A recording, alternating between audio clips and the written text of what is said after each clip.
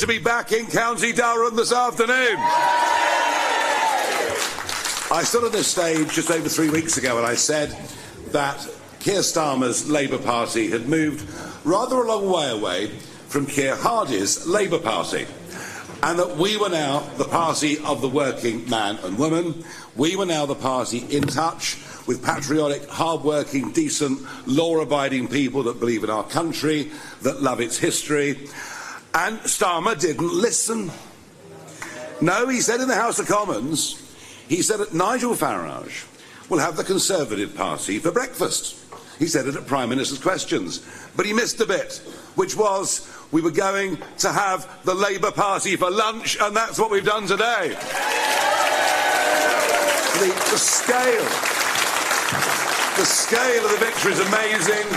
The Labour Party in their traditional heartland are down to about 4 seats, and I think on last count we have managed to win 63, an overwhelming majority. Well done, you. And it isn't just here. It isn't just here. In North Tyneside, we came within a whisker of winning the mayoral contest once again in a Labour heartland. The same thing happened in Doncaster. We missed out by a whisker, winning what should be a safe seat for Labour. And over in Lancashire, I've heard within the last 10 minutes that we've taken control of Lancashire County Council too. And in the bluer part of the north, well done to our successful candidates and team in Northumberland who have frightened the life out of the governing Conservatives there, and well done them. And what last night marks a couple of very important things. Firstly, it marks the end of two-party politics as we've known it for over a century in this country. It is finished, it is over, it is gone. That is a significant moment. But it also will mark the beginning of the end of the Conservative Party. They may well have been around since 1832 and the Great Reform Act, but they're being wiped out in the shires of England, wiped out in those West Midlands, southern, southwestern areas where they've got their members, they've got their councillors, they've got their base, they raise the money. They will frankly cease to exist. And they now become an obstacle, because what is perfectly clear, given those mayoral contests in both Donny and indeed North Tyneside, is that whilst we clearly are the main challengers to Labour in the Midlands and the North, if you vote Conservative, you stop our chances of winning. If you vote Conservative, you get Labour. But if you vote Reform in the Midlands and the North, from now up until the general election, if you vote Reform, you get. And those messages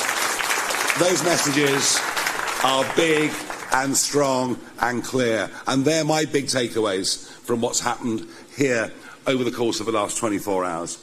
For many of you, you won't have been in council office before, but remember, stick to our principles. And I would advise anybody who's working for Durham County Council on climate change initiatives or diversity, equity and inclusion, or anything, or thinks they can go on working from home, I think you all better really be seeking alternative careers very, very quickly.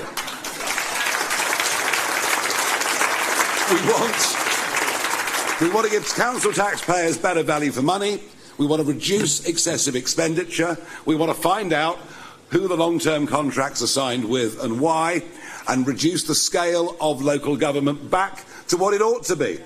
Providing social care, providing SEND needs for kids. Oh, and I nearly forgot, mending potholes. Let me promise you, if you can mend the potholes, get the right technology, get the right contract, you will all be re-elected in 4 years' time. I've been on this political road for a very, very long time. But I do genuinely believe that what has happened yesterday, the length and breadth of England, is a truly historic landmark. And I have little doubt in my mind that the optimism of our voters, you've met them out there on the street, they really believe in us, they want change, and they know they're not going to get change from Starmer or indeed for whoever the 6th or 7th or 8th leader of the Conservative Party in 10 years, is we are the agents of change, we are the agents of optimism, we are the ones unafraid to stand up for our principles, our belief in our nation, our absolute desire to protect our borders. And the number of people I met in the north just so enraged because they get up early in the morning, they go to work, they pay their taxes, and they see young men crossing the English Channel, being dumped into the north of England, getting everything for free, and then once they're given indefinite leave to remain, put to the top of the social housing list. It is unfair, it is irresponsible, it is wrong in every way, and I don't believe Starmer has got the guts to deal with it, but I tell you what, we at national level have got the guts to deal with it, and we will resist central government plonking scores, hundreds of these young men in these counties that we now control.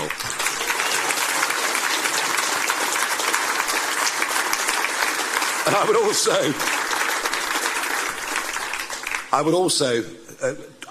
will attempt to speak to the major, they were major party political leaders.